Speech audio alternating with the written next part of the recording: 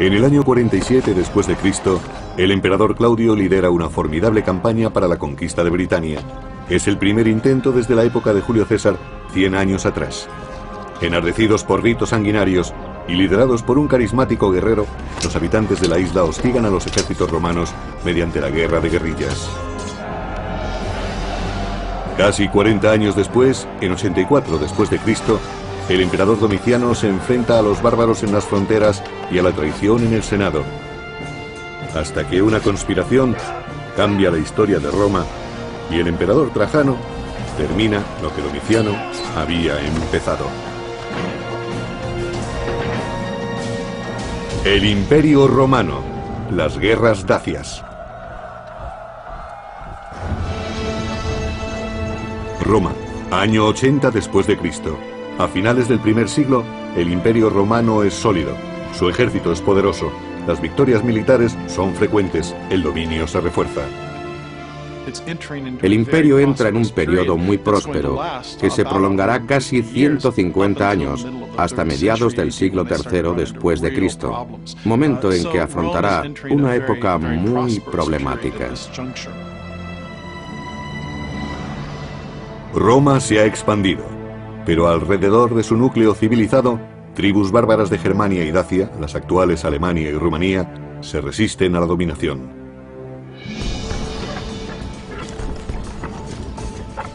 Los más problemáticos son los dacios. Su rey, Decébalo, se dedica a atentar a las tribus vecinas con esclavos y oro, a cambio de aliarse a él contra Roma.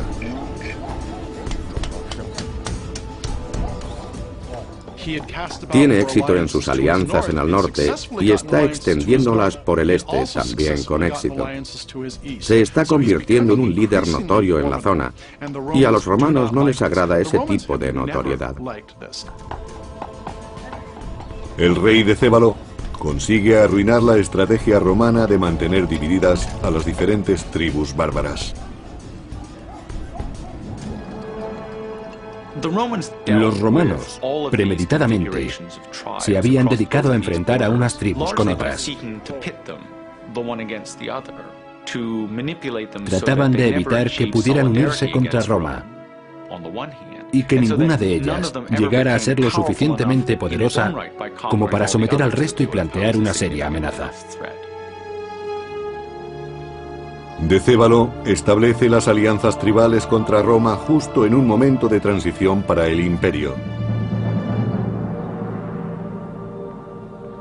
En Roma, Domiciano se dispone a tomar las riendas del imperio que hasta entonces llevaba su hermano, Tito, ahora postrado en el lecho de muerte.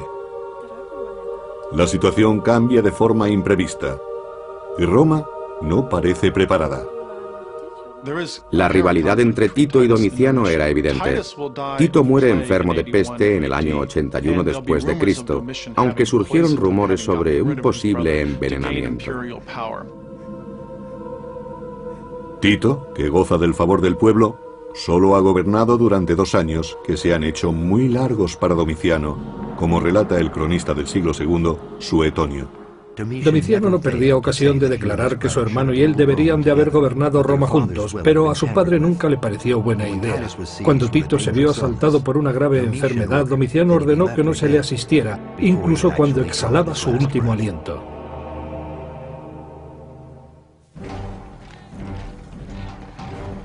El poder de Roma se basa en la fuerza de su ejército. Para demostrar que su valía es comparable a la de su padre y su hermano, Domiciano deberá conseguir prestigio en el campo de batalla.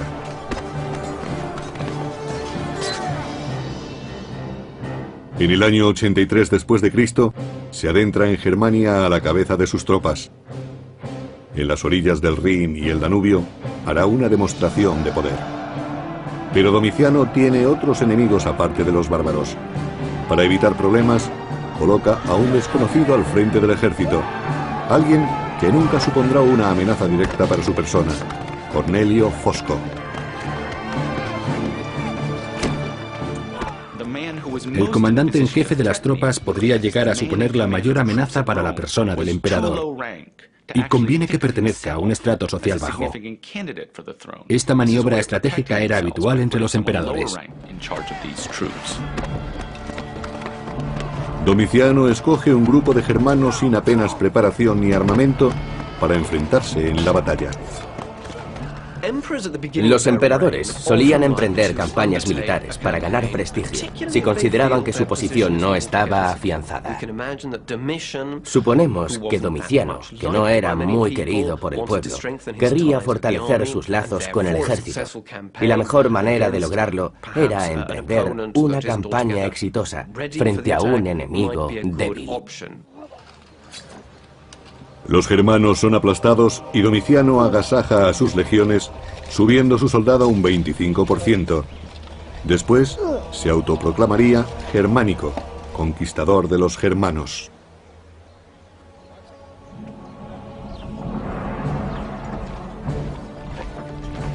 Por aquel entonces, un joven militar llamado Trajano gana cierta reputación en la frontera del Rin, haciendo respetar su autoridad sin recurrir a la fuerza.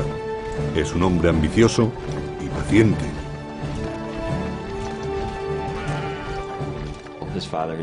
Su padre había servido eficientemente en varias campañas bajo el reinado de Vespasiano. Aunque en su abolengo había senadores y cónsules, Trajano no pertenece a la élite propiamente dicha del Senado romano. Se podría decir que proviene de un entorno humilde. Trajano sirve a Roma a la espera de una oportunidad para hacerse notar ante el nuevo emperador. Pero al norte, los dacios trabajan a destajo en sus armerías, forjando espadas y lanzas, respondiendo a las órdenes de su rey, Decébalo. Este sabe que la guerra contra Roma se acerca y quiere que los suyos estén preparados. El historiador Casio Dio lo describe así. Gran conocedor de la guerra, Decébalo sabe cuándo atacar y cuándo retirarse. Es experto en emboscadas y escaramuzas. Sabe cómo alimentar la victoria, pero también sabe asumir la derrota. Aparte de los romanos, los dacios constituían probablemente la civilización más avanzada de la cuenca del Mediterráneo en aquel momento. No sorprende, por tanto, que supusieran una amenaza real.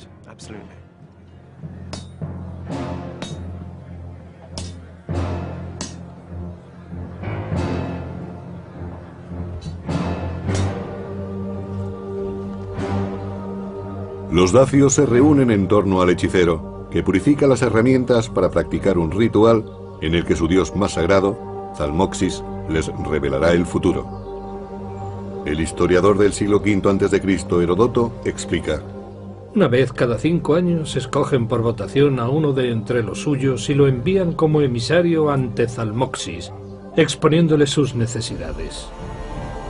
Si el mensajero muere en el ritual, creen que los dioses se mostrarán favorables. Pero si no muere, culpan al propio mensajero de su destino. Hoy, un mensajero dacio acude ante Zalmoxis para expresarle su deseo de victoria frente a Roma. Los dacios no aceptarán un mensaje desfavorable. Sin provocación previa, los dacios atacan la provincia romana de Moesia. Los mercados de Moesia están colmados con los frutos de dicha tierra, la fruta de sus huertos, el grano de sus campos, la cerámica de sus artesanos y el oro de sus minas, material necesario para acuñar las monedas romanas. Aprovechando la escasa vigilancia en esa parte de la frontera, los dacios se adentran en la provincia tomándola por sorpresa. Siembran el caos y matan a cualquiera que intente detenerlos, incluso al propio gobernador de la provincia. No está claro por qué en el año 84 se adentraron en Moesia. Aquel territorio les había pertenecido anteriormente. Al menos parte de Moesia había sido de los dacios y probablemente quisieran recuperarla, o tal vez se trataba simplemente de demostrarle a Roma que tenía puntos débiles.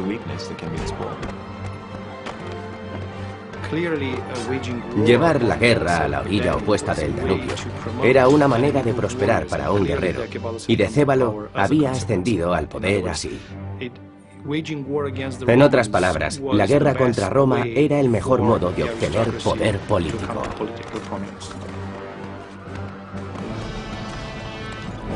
Cuando la frontera se ve atacada, el inexperto emperador reúne a sus tropas contra la amenaza bárbara.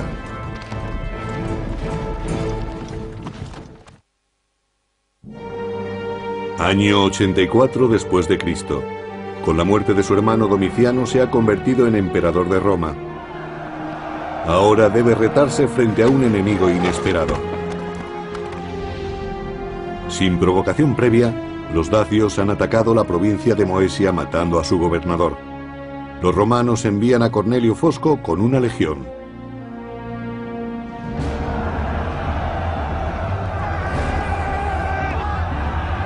Los dacios llegan por todas partes. La incursión en Moesia es más que un simple levantamiento contra Roma. Es una afrenta directa al emperador. El asesinato de un gobernador no puede quedar impune. Lo que hace es poner a Cornelio Fosco al gobierno de la provincia, esperando que domine la situación. Pero a Fosco parece que le gusta tomar riesgos absolutamente innecesarios. Domiciano también se arriesga al nombrar a un hombre que no pertenece a la clase senatorial. Se trata de un desafío al Senado. Las tropas dacias se enfrentan a las de Fosco y las derrotan. Fosco muere, su legión es prácticamente aniquilada y los estandartes tomados. Es un golpe muy duro para los romanos.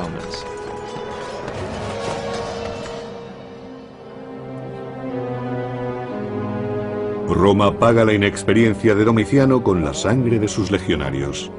La guerra alcanza a la propia capital. La aristocracia romana se ve obligada a financiar el costoso ejército de Domiciano.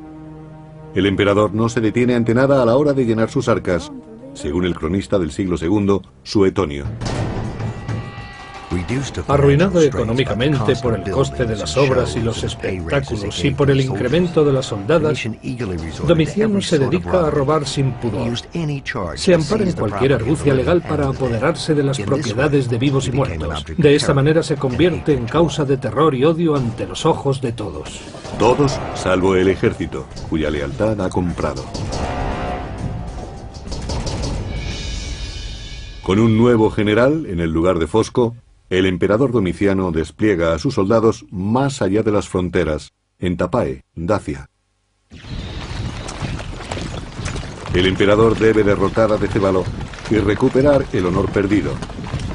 Depende de sus tropas auxiliares, mercenarios extranjeros al servicio de Roma.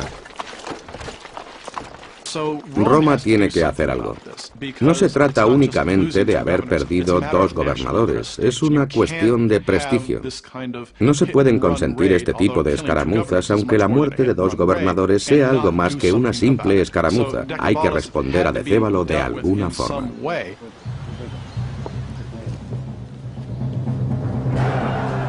Ahora que se enfrentan de nuevo, Roma está determinada a solucionar el problema de una vez por todas. Los dacios son terribles guerreros, pero el ejército romano, acompañado de tropas auxiliares formadas por aliados bárbaros, no piensa retroceder. Para los dacios, luchar contra el ejército romano suponía un gran reto, no solo porque se enfrentaban a soldados profesionales, sino porque estos iban acompañados de tropas auxiliares y desconocían su forma de combatir. Nunca antes se habían enfrentado a esas gentes, no sabían qué aspecto tenían, no sabían cómo luchaban. Podía resultar terrible. Tras el combate, Decébalo y sus hombres se ven superados y se retiran. Pero las circunstancias no permiten que Domiciano pueda aprovechar su ventaja sobre los dacios. Mientras que Domiciano se enfrenta a Decébalo y los dacios, el gobernador de una provincia germana decide rebelarse.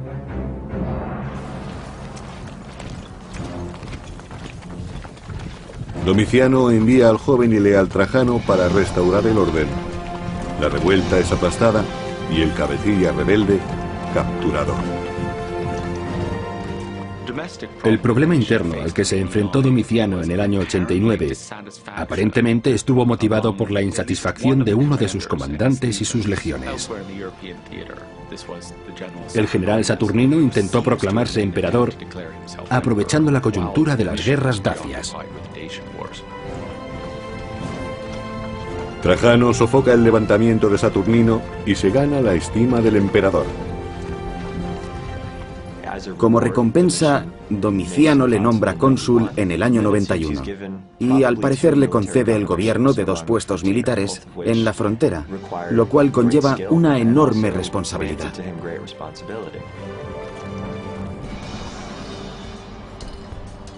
Para el rey dacio, Decébalo, los problemas políticos y militares del emperador Domiciano suponen una oportunidad única.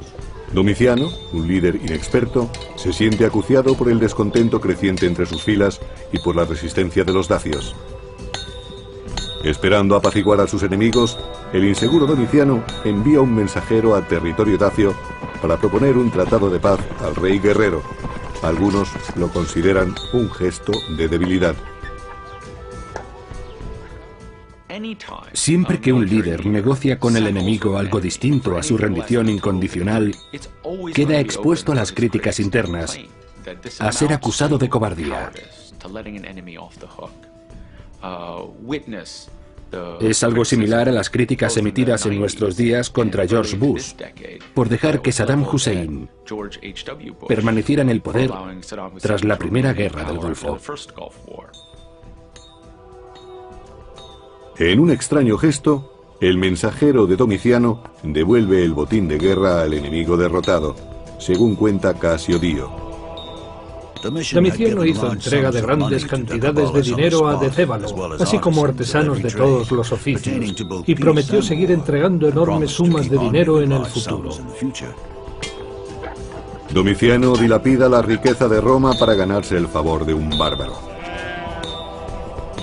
Propone un trato muy desfavorable, que incluso le obliga a pagar tributo a los dacios, lo cual le desacredita entre los ciudadanos romanos. Además, se compromete a enviar personal cualificado de distintos ramos, lo que acabará favoreciendo la insurgencia dacia. En el año 89, el emperador Domiciano emprende otra acción grotesca: enfrentarse a 2 pueblos bárbaros más allá del Danubio, con el fin de exhibir su poder.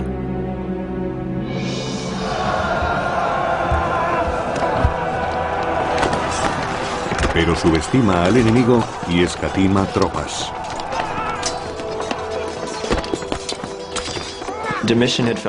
Domiciano consideraba que estas tribus no le habían mostrado su apoyo en la campaña dacia y ordena un ataque punitivo contra 2 tribus, augurando una operación rápida y fácil.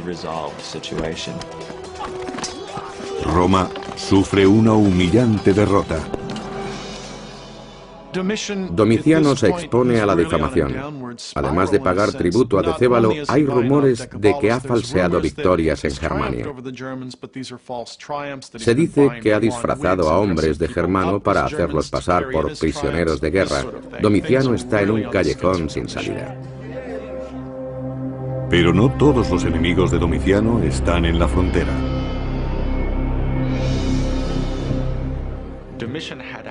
Domiciano tenía por costumbre eliminar a sus rivales políticos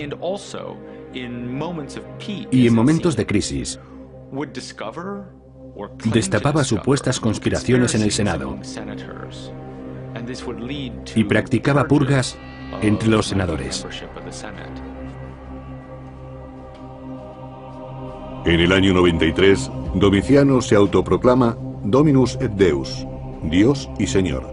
Se ha convertido en un ser impredecible, vengativo y peligroso. Sus allegados vivían bajo una amenaza constante. Sospechaba que alguien lo asesinaría si él no lo hacía antes.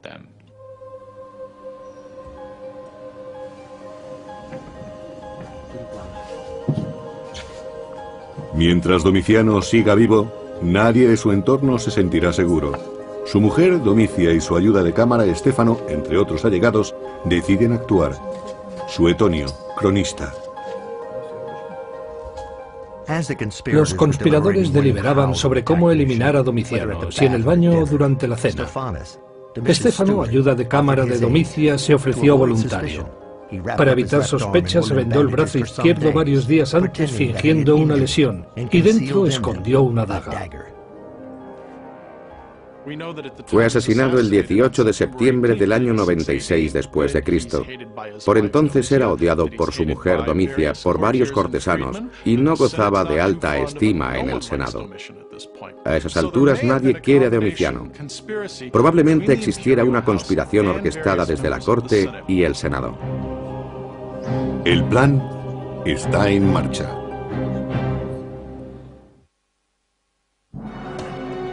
Considerando que no ha de responder ante nadie, el emperador Domiciano se ha ganado el odio de todos.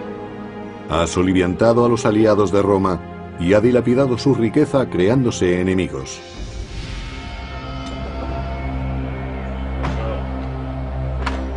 Un sirviente en el que confía, Estéfano, se reúne con el emperador aprovechando sus temores. Nos lo cuenta el cronista Suetonio. Estéfano pide audiencia al emperador pretendiendo revelar una conspiración contra él. Le entrega un rollo con pruebas falsas y le apuñala mientras lo lee.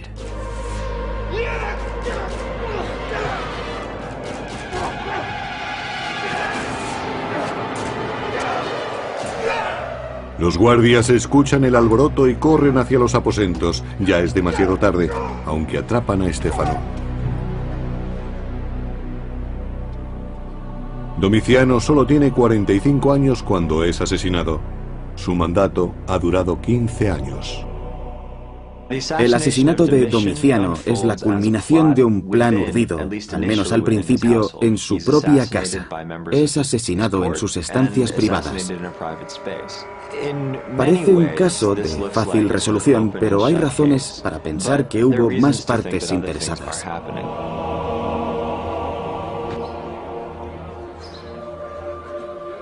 La muerte de Domiciano deja al Senado en una posición ventajosa, de acuerdo con el historiador Suetonio.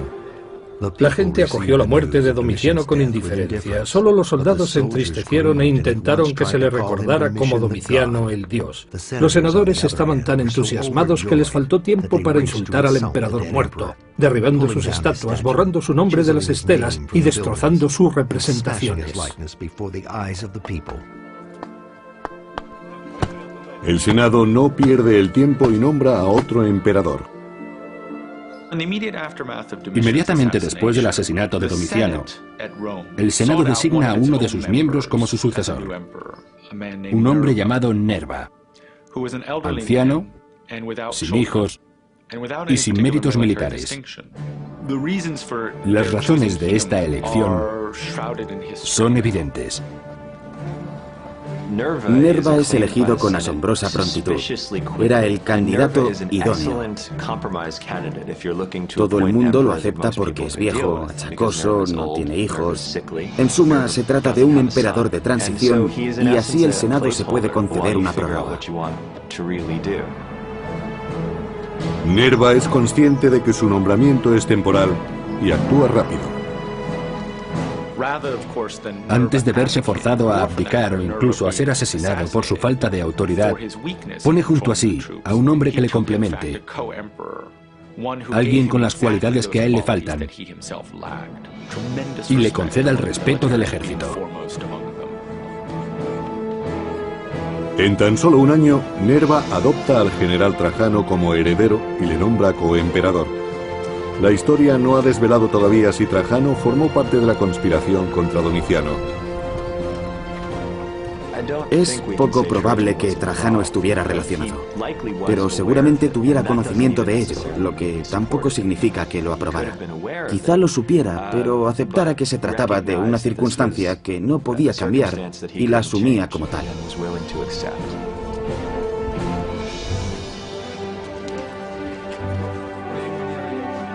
En el año 98 después de Cristo, Trajano, a pie y vestido de civil, se presenta a las puertas de Roma.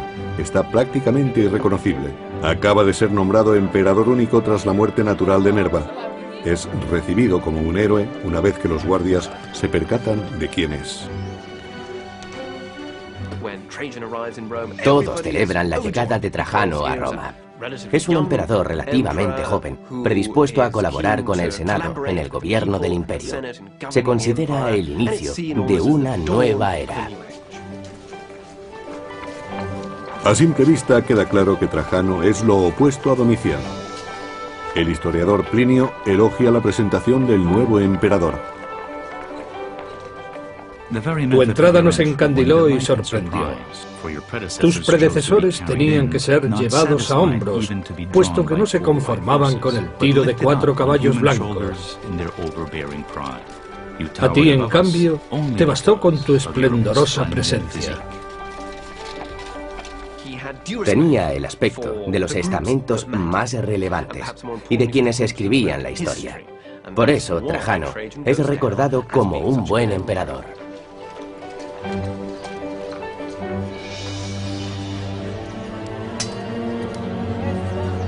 Trajano hereda una Roma humillada y un costoso tratado de paz con los dacios.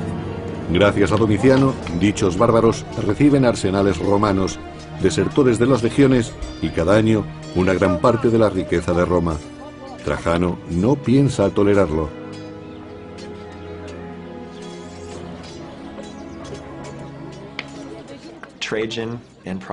Trajano consideraba el tratado de Domiciano con los dacios como un ultraje, como una mancha para Roma. Y estaba decidido a hacer algo al respecto y a solucionar el problema.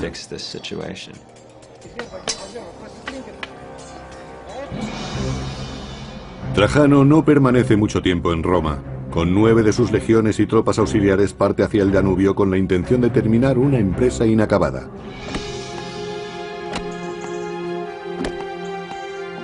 Consolida la presencia de Roma en la frontera y se prepara para una larga contienda a lo largo del Danubio. Antes de enfrentarse a los dacios, debe crear una infraestructura de apoyo a sus tropas. Solo entonces, de acuerdo con el historiador Casio Dio, estará preparado para reparar el daño causado por Domiciano y para devolverle a Roma el prestigio perdido. Repasó sus acciones del pasado y se lamentó por la cantidad de dinero que recibían anualmente, y observó que su poder y su orgullo no paraban de crecer. Pero Trajano no solo buscaba venganza. Varios motivos llevaron a Trajano en busca de Decébalo: la venganza y el honor patrio, quizá también la necesidad de todo nuevo emperador por ganar prestigio y autoridad para afianzar su posición. Supongo que fue un poco de todo. La campaña requiere un esfuerzo enorme. Trajano dedica todo un año a construir fuertes, carreteras y puentes. Era una zona de difícil acceso para los romanos, y había que realizar muchas obras de ingeniería, simplemente para cruzar el Danubio, de orillas muy accidentadas. En el año 101 después de Cristo, Trajano está preparado. El prestigio militar de Trajano le precede, y Decébalo pretende que no saque partido de ello. Para evitar que el tesoro dacio caiga en manos romanas, decide enterrarlo en un lugar tan solo conocido por él y por su hombre de confianza, Vicilis. Dacia era una región bastante rica, por tanto muy tentadora para Roma. Los recursos naturales de la zona hacían que la campaña, si no resultaba provechosa, al menos pudiera mantenerse por sí sola. Y si consideramos que Trajano tenía grandes ambiciones de conquista y también grandes ambiciones personales, es lógico que se fijara en Dacia.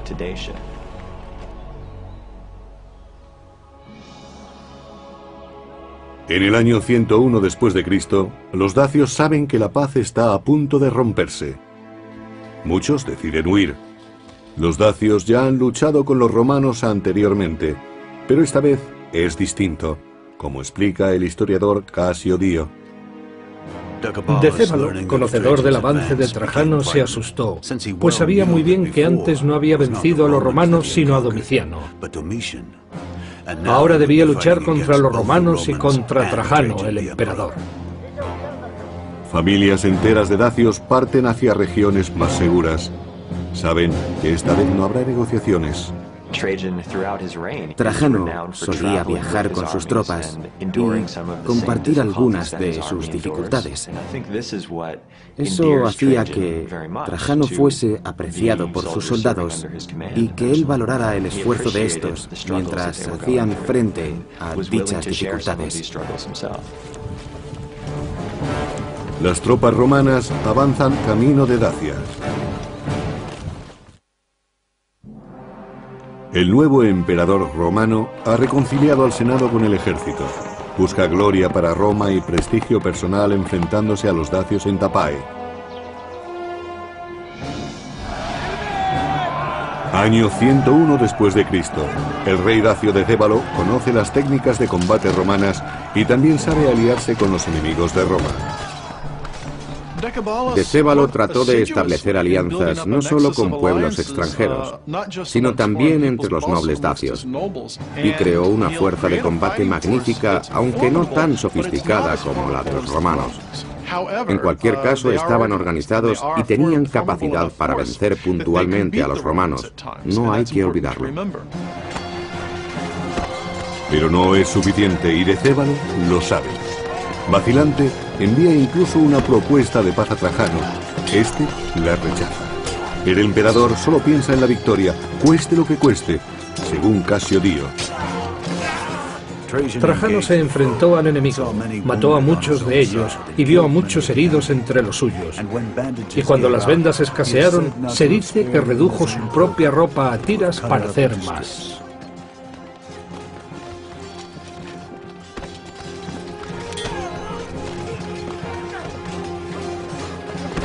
Un guerrero dacio siempre preferirá morir a ser capturado.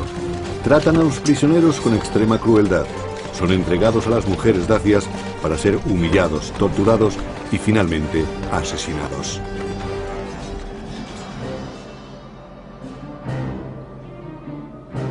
Trajano vence a Decébalo, forzándole a someterse a la voluntad de Roma. Deberá devolver todo lo que ha conseguido de los anteriores tratados y jurar obediencia. Casio Dio lo recuerda. Decébalo se comprometió a regañadientes a entregar las armas, a devolver a los desertores, a derribar los fuertes, a retirarse de territorio ocupado y más aún, a aceptar a los amigos y a los enemigos de Roma. Tras su victoria, Trajano ha convertido un fiero adversario en aliado y puede volver a Roma con orgullo. Pero el tratado no tiene el efecto deseado y no apaga la sed de sangre de Decébalo, que conoce la tecnología bélica romana y cree poder contrarrestarla.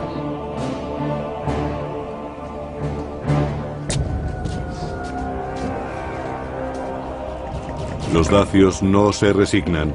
Despojados del armamento romano, han empezado a construir el suyo propio.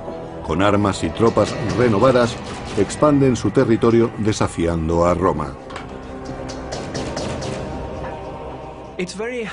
No está muy claro por qué Decébalo decidió romper el tratado. Probablemente Decébalo estaba convencido de que una nueva guerra contra Roma era inevitable. La región no era suficientemente grande para los dos, y por tanto dedujo que debía atacar primero. Volvió a acoger desertores, realizó algunos movimientos estratégicos y pensó que tal vez podría tomar la iniciativa y acelerar el enfrentamiento con Trajano, que sin duda no lo eludiría. Decébalo reconstruye su maquinaria de guerra en Dacia y Trajano parte en su busca desde la península itálica. Mientras que Decébalo confía en la fuerza, Trajano opta por la diplomacia. Tienta a los Quadi, a los Marcomanni y a otros pueblos afines a los dacios, pero atraídos por las riquezas romanas. Al tenerlos como aliados, Trajano merma el poder militar de Decébalo. Si los dacios quieren guerra, deberán luchar solos. Trajano respondió a las provocaciones de Decébalo entablando conversaciones con casi todos los pueblos que habitaban las regiones cercanas a Dacia. Decébalo está desesperado y sus aliados empiezan a vacilar. Quieren abandonarle y se acercan poco a poco a los romanos. Decébalo sabe que la situación es crítica. Año 106 después de Cristo. Trajano conduce directamente sus tropas hasta el centro político del reino de Dacia, Sarmizegetusa, en la actual Rumanía.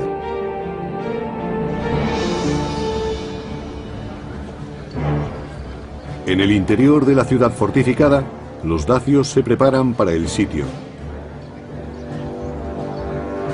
Ponen todas sus esperanzas en las gruesas murallas, pero si los romanos llegan a hacer brecha, reaccionarán. El fuego y el aceite no dejarán nada de provecho a los romanos. Además, el veneno hará que ningún dacio, sea hombre, mujer o niño, sea capturado y esclavizado. Si les derrotan, se reunirán todos más allá de la muerte.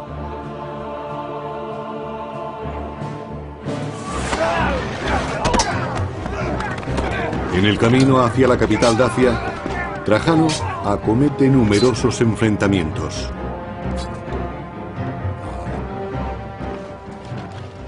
Se trataba de una ciudad fortificada, difícil de tomar. Y los romanos habían evolucionado muy lentamente de plaza en plaza. Y claro está, sufriendo gran cantidad de bajas. Fue una lucha terrible. Una puerta impenetrable se opone a la voluntad de Trajano. Año 106 después de Cristo. Durante más de 2 décadas, los hostiles dacios han atormentado a Roma. Ahora vuelven a romper su tratado. El emperador moviliza a las tropas para tomar su plaza fuerte.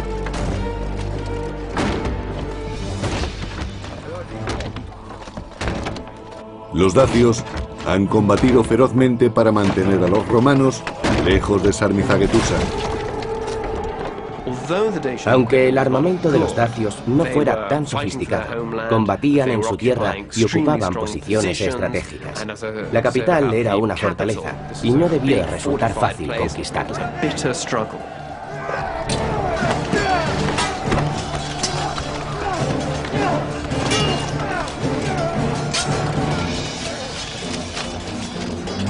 Parte de las tropas romanas logra traspasar la muralla. Pero los dacios prefieren la muerte a la derrota. Se han envenenado y han incendiado la ciudad. Decébalo, rodeado por soldados romanos, no se dejará coger con vida. Su ayudante, Vicilis, en cambio, suplica por su vida y es capturado. Pero el mejor premio para los soldados de Trajano es la cabeza de Decébalo. Más tarde, la mostrarán en su victorioso desfile por las calles de Roma. Era el primer éxito militar de un emperador desde los días de Augusto y Julio César. Le situaba, por tanto, en un lugar privilegiado.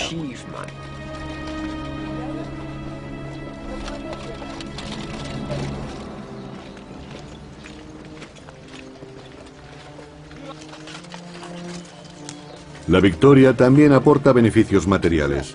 Vicilis conduce a los soldados romanos hasta el tesoro del rey. La suma de oro que Trajano recibió o tomó durante la conquista de Dacia fue enorme.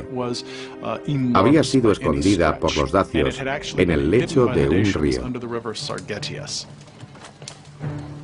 Estas riquezas, junto con las extraídas de minas de Dacia, llenaron las arcas de Roma.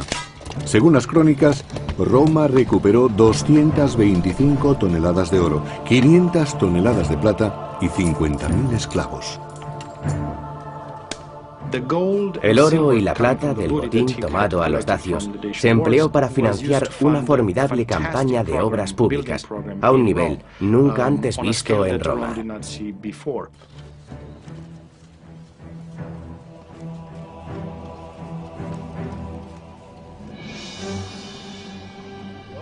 El expolio aporta a Trajano los fondos necesarios para construir un nuevo foro en Roma, el mayor jamás construido.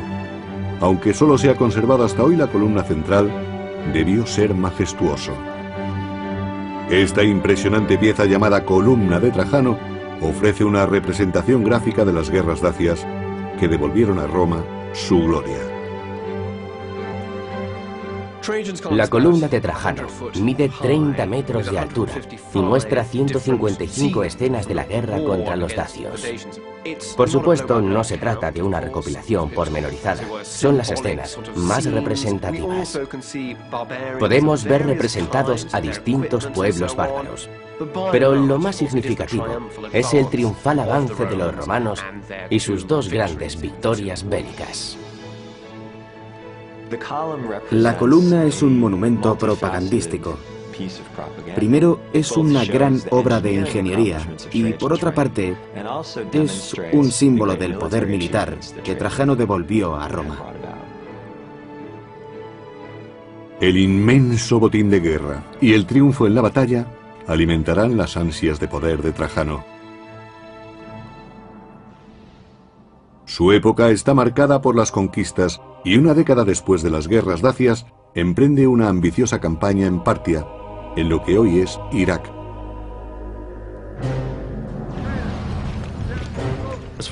No existían razones estratégicas para declarar la guerra a Partia. Fue la actitud de Trajano y la de sus consejeros, sedientos de conquistas, la que llevó a la guerra con Partia. Trajano disfruta del éxito antes de obtenerlo, pero ha subestimado a su enemigo. Los partos se dispersaban ante los ataques de la colosal máquina militar romana, anulando su estrategia de guerra abierta. De esa forma los mantuvieron en alerta durante todo un año. Los destacamentos romanos caían en las trampas constantes del enemigo. Se podría comparar con la guerra de Irak. La máquina militar estadounidense se topó con levantamientos por todas partes. Trajano, viejo y enfermo, se ve a sí mismo como el nuevo Alejandro, conquistador del mundo. Pero en el año 117 parece evidente que no cumplirá sus sueños. Sus planes han llevado a Roma al límite.